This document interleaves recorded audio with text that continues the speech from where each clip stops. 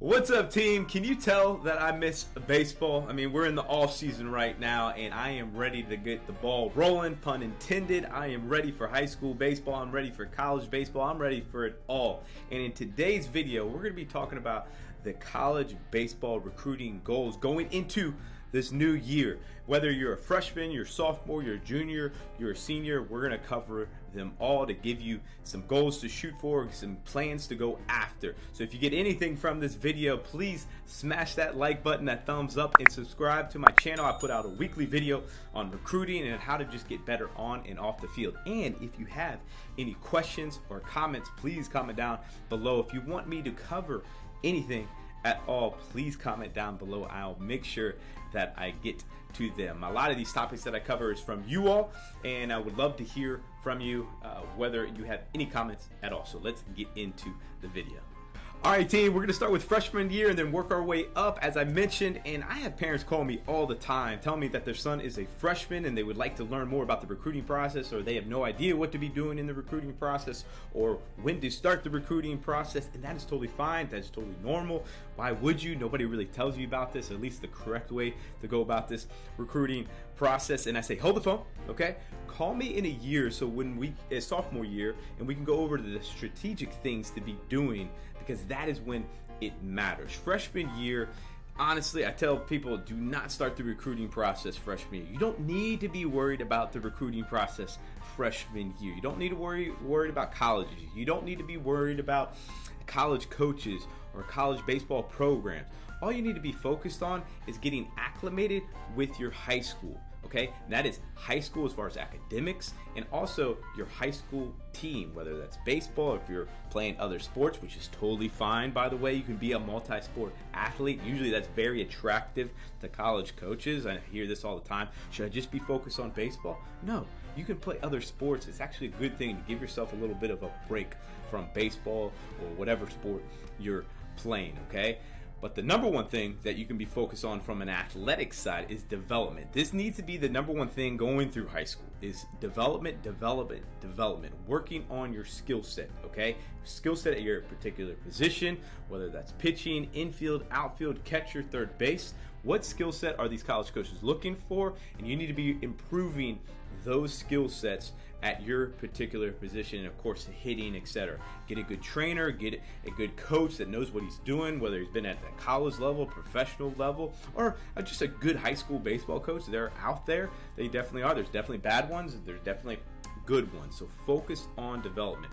And then be proactive with your high school coaches, with your teachers. What do I mean by that? Proactive. Hey, go out of your way to help the team. Go out of your way to help the coach. You're a freshman, right? You want to be proactive. You don't want to be in a corner just waiting things to happen and hoping you make the team or hoping you become a starter. No, be proactive. Coaches would love to hear from you how you can possibly help the team, how you can possibly help the field, improve the dugout, improve the fence, whatever that is. Be proactive your freshman year. Don't be worried about college. All right, let's get into sophomore year. One of the most important years in the recruiting process is sophomore year, and that doesn't mean that you need to be committed sophomore year. Definitely not. You need to get the ball rolling through this, because college baseball coaches and scouts are starting the recruiting process sophomore year. Most of them are, and again, that depends on the level, and I can get into that in another video. But you want to get ahead of the game. You don't want to be behind the 8 ball, if you will, starting junior year or definitely senior year, because senior year it's pretty much over. And as far as the recruiting process, most schools are done by then, and I will get in the timeline of that when we get to senior year. But what can we be doing, okay? What can we be doing goal setting as far as what we're locking into? And that is starting with a target school list. And think broad right now. Think as many schools as you possibly can, of course, that you're interested in. Don't just be interested in their athletic program. Look into their academic program, all right? Field of study. What are you possibly interested in studying? Doesn't mean that you're going to study that, but hey, look into their programs, look what they offer: business, engineering, okay, finances. There's a lot of different areas that might interest you and that you can start researching, okay? Then geographically, what are areas that you're interested in? Do you want to stay close to home? You don't mind going across the country? And I always suggest think broad right now. Be open-minded, because you can always say no and you can always take schools out, okay? It's hard to like start with a small list and then add as you go. Like, you want to add as many as possible at the beginning and then take out as you go. And yeah, definitely we'll add some as we go. Again, my clients do this all the time. We start broad and then we narrow, we pull that net in as we go through this recruiting process. The next thing that you can be doing is personalized recruiting video. A personalized recruiting video can be done by you, it can be done by a professional, but these iPhones that we have in our pockets have amazing cameras. So just making sure that you get the right things that these college coaches want, depending on your position, whether you're a right-handed pitcher, whether you're a catcher, again, middle infielder, outfielder, and getting live game footage is also important. Pulling from a perfect game video or a PBR video works, okay? But some of the video that you have is not always the best. I remember going to a perfect game showcase and I had video there, and honestly, I did not have the best BP. I just didn't, okay?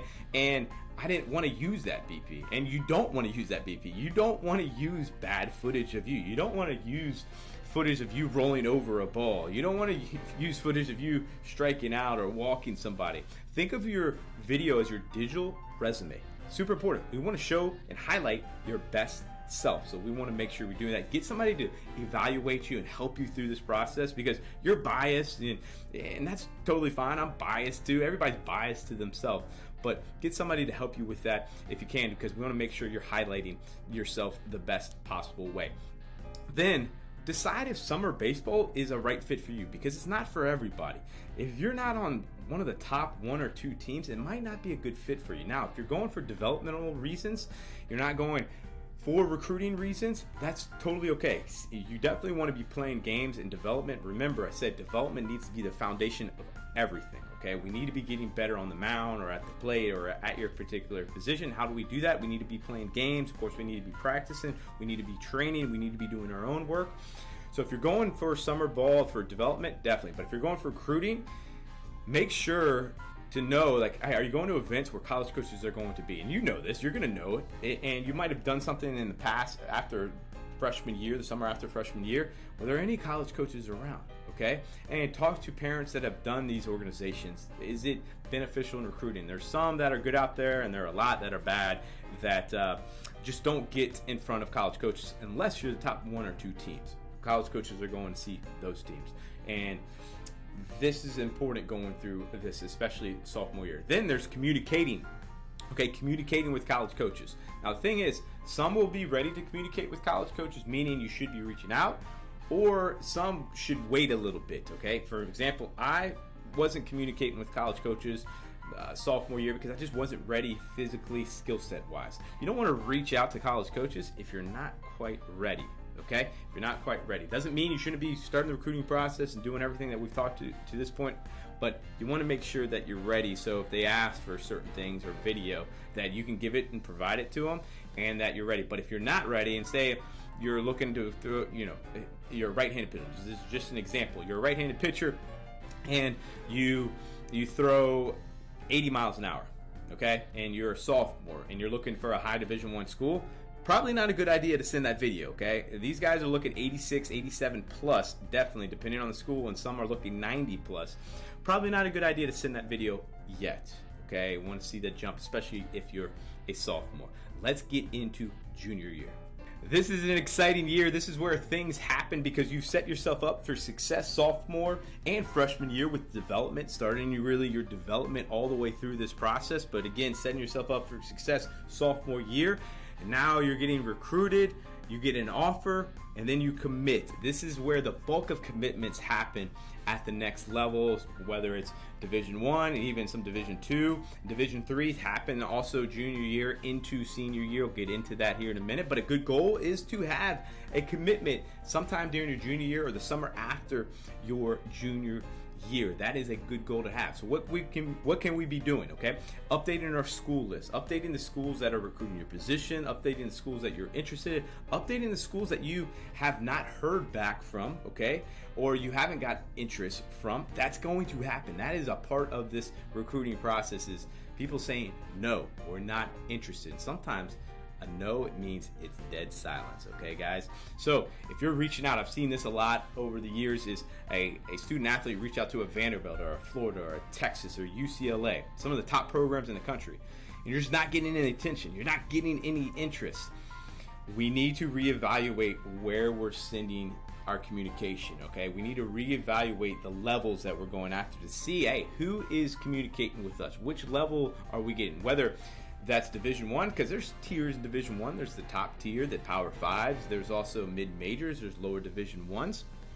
And then, of course, we got D2s and D3s, NAIA, and junior college, okay? So reevaluate that process. And then, hey, updating our recruiting video, sending that out as we go. And then, hey, getting in front of college coaches. Exposure is the biggest and most important thing that you can be doing your junior year. Exposure. That's your recruiting video, and that's getting in front of college coaches at showcases, at camps, at tournaments, and making sure that you're going to the right showcases and camps, because you want to go to the ones that the college coaches are actually at and the specific college coaches that are actually doing the recruiting.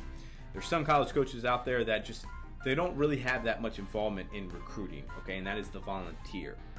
And there's some camps that most of the volunteers are at that camp, and it can be a money grab, okay? There's just some out there, but there's definitely a lot of good camps and showcases out there that are good and that do a good job, okay? So you want to make sure you're going to the right one. Let's get into the last year. Let's dive into it.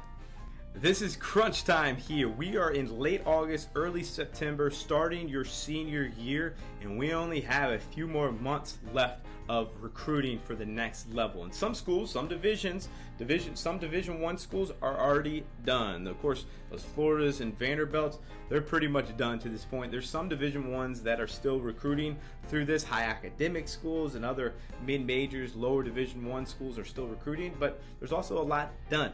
My point of saying that is, if you're going after Division 1 and you're not hearing anything back, or you're not getting any interest back, you need to open yourself to D2 and D3. Absolutely. And you need to start reaching out, because Division 2 and Division 3 will be recruiting through the fall and even some through the winter of next year, going into that next year, going through your last semester, if you will, of your senior year. You need to be open-minded, Division 2 and Division 3. This is great baseball, unbelievable baseball. Some of these baseball teams at Division 2, Division 3 can beat Division 1 teams. Absolutely. And hey, only 7% of high school athletes reach NCAA. That's Division 1, Division 2, and Division 3. That's amazing. So if you reach Division 2, Division 3, that is amazing. You're part of that 7%. 92% of these athletes did not make it. Again, that's an accomplishment. Be open-minded to that. And it's more about playing and continuing your career. So if it's not at Division 1, it's okay. You can continue your career at Division 2 or Division 3 level. And then there's also NAIA or junior college, depending on what you're looking for. So readjust your school list, readjust your communication to these college coaches, update your recruiting video. This is a refresh of junior year, and really make sure that you are blasting out. And hey, again, getting help if you need it, having an unbiased opinion where you could be going, where you could be looking, being proactive in this process. I hope you got something from this video, whether you're a freshman all the way through senior year. If you did, please smash that like button, subscribe to my channel. It helps me out a lot, and I look forward to seeing you in the next video. Take care.